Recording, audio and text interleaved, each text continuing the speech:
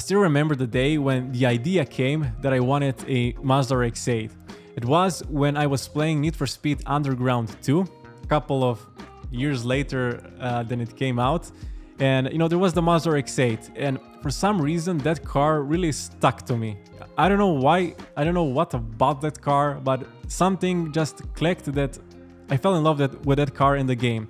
I tried to keep it, you know, from the beginning, from the first mission up to the last mission.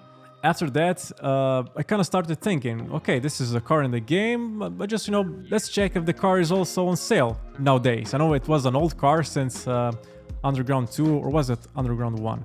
Either way, one of the Need for Speed Undergrounds were, you know, from the 2000s. The car also was around that era. Let's see if there's someone who's selling them. So I went to the website where they sold the cars in my country, and I saw, okay, there were a couple of RX8s, but, you know, they were kind of expensive for me at the time, you know, in the early 20s, you know, you're looking for something up to 3,000, maximum 4,000 euros. Even that is, you know, pushing it for, you know, it depends on your pockets. Now, for me, 3,000, 4,000 euros was as much as I could do with, at that time, being a student and everything. The car started to get interesting. I saw a couple of specs. I started reading a couple of blogs, articles about it. On YouTube at the time, there weren't that many videos about it like there are nowadays. And so I went to my country's Mazda forum and I registered and everything.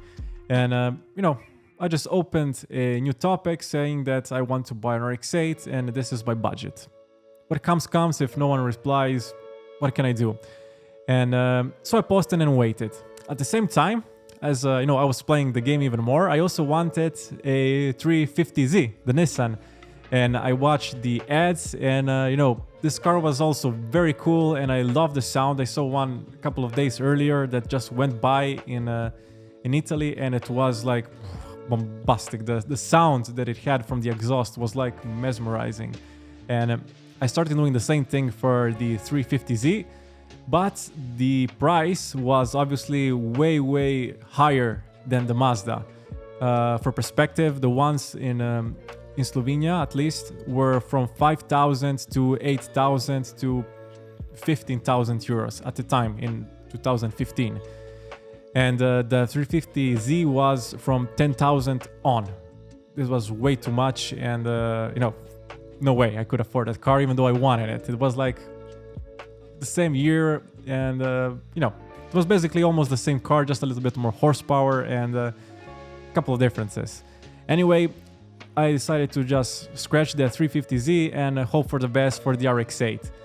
And a couple of days have passed and I went to check the forum if someone replied, and I saw that a guy replied, hey, I had me and my wife have an RX8 we want to get rid of, and if you're up for it, you can come and see it.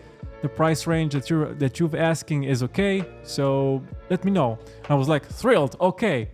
Up to 4,000 euros. That's amazing. I like called the guy immediately. Hey, can I come and look at the car? And we set up an appointment.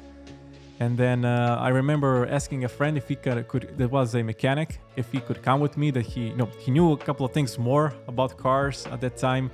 I was like RX8 noob. I didn't know nothing. I knew just if I saw an oil leak, it was no bueno. So we went to see the car. It was pretty far away, like 100 and something kilometers from where I live. And I came there and I saw it from the distance. You know, we parked the car and went walking to the destination. And as I was seeing it from the distance, the heart started like pulsating like crazy. I was like, oh my God, oh my God, oh my God. I couldn't believe that I actually went to see an Rx8. I can't tell you how excited I was about the fact that I just was going to see an Rx8. And I went there, he showed me the car, I went inside, checked the interior, that everything was okay, I opened the hood, everything was okay. We went for a drive around, you know, the city just to check that everything was okay with the car. And let's say that it was okay. The throttle was a little bit off. I mean, you know, if you let it idle a little bit, it was like, you have to give it a little bit of gas to pump it up. And also the handbrake was not the best, but you know, all in all, the car worked. And yeah, I was pretty thrilled. We went back and I told the guy, look, I'm interested, the car looks fine. So anyway, I said to the guy, I will buy it. Give me just 2 days so I can get the money and come back to get it. And the deal was done. Yeah, I put a deposit for it. I went home. I went to the bank, got the money, and eagerly awaited the day to get my car. When the day came, I went to do something that I haven't done since high school. I went and took the bus to go somewhere. It's been quite a while. And I must say it was quite a relaxing and pleasurable experience after a long while. And after I came there, I can remember that day like it was yesterday. It was a cold, very foggy winter night.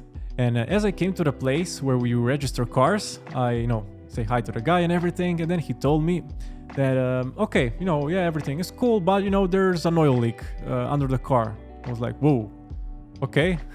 It was like kind of bombshell a couple of minutes before I buy the car. So we went to check the oil leak, and we opened the hood and everything. And I just didn't know from where the oil leak was coming from. Neither did he. So we decided to do the deal like this. I said to the guy, look, this oil leak could be like nothing, like 50 euros, or it could be a major thing. It could be like a couple of 100 euros. So let's lower the price for a couple of 100 euros, and I'll take the car. I'll come home. I'll check if the problem is like little or big. If the problem is like big, I'll keep the money. We keep the money as it is. If the problem is like nothing, I give you back the difference minus the expense that I have for fixing that problem. And we did the deal, and I was so happy.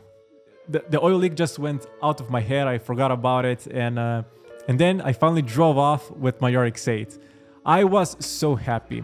I was extremely happy that I forgot that I even have an oil leak or anything else. I was just driving with the biggest smile on my face that you can imagine. And the first thing that I don't know how to explain it. The first situation that I got with an Rx8, what I was like, I had a brain fart, is when I stopped to get petrol. I went inside a petrol station, and I remember watching videos that it's very hard to start an Rx8. If it's hot, it won't turn on, it has problems, blah, blah, blah. And that car had problems starting, it wasn't like now, when I turn the key, it starts immediately. Before you turn the key, it did like a and then it started. And then I had a brain fart at the gas station. I was like, do I close the car and put the petrol in, or do I leave it, to work and put the petrol in, so it doesn't, shut down, and then I have problems starting it. Maybe it wouldn't even start.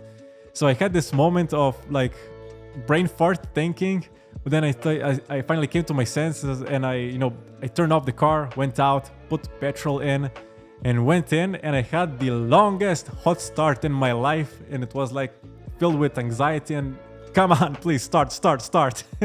And the car started. I was so happy that I put like a full tank of gas so I wouldn't have to stop in a long while. And then I finally drove home. I put on the seat warmers for the first time in my life. I had the experience of experiencing warmth under the seat, and it was amazing. I took also Yes, I think I had with myself an Eurobeat CD that I made at the time. With tracks that makes you gives you the vibe that you're in the element. I also watched Initial D a lot at the time, so it was like the whole vibe was so perfect. The Initial D, Eurobeat, Mazda Rx8, sports car, Japan, the best thing ever. That day was like the crown of buying cars. Every other car I bought before or after didn't match the happiness or the vibe or the experience after the purchase that day when I bought my Rx8 had.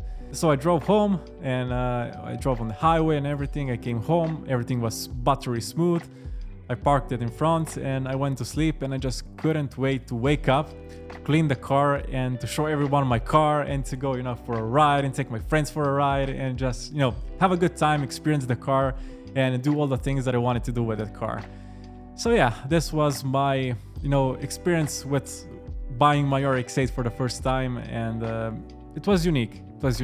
It was a very special moment in my life, and I'm very glad I did it, and I'm very also glad that I managed to then created this channel to help people out with the Rx8, so they will have like a more pleasurable and pleasant experience with the car before the purchase and also after the purchase, which for me is also a very important thing that could either make or break the deal of your perspective with the ownership of that car. You know, you can either have a good time or a bad time. It all depends how well informed you are with the car.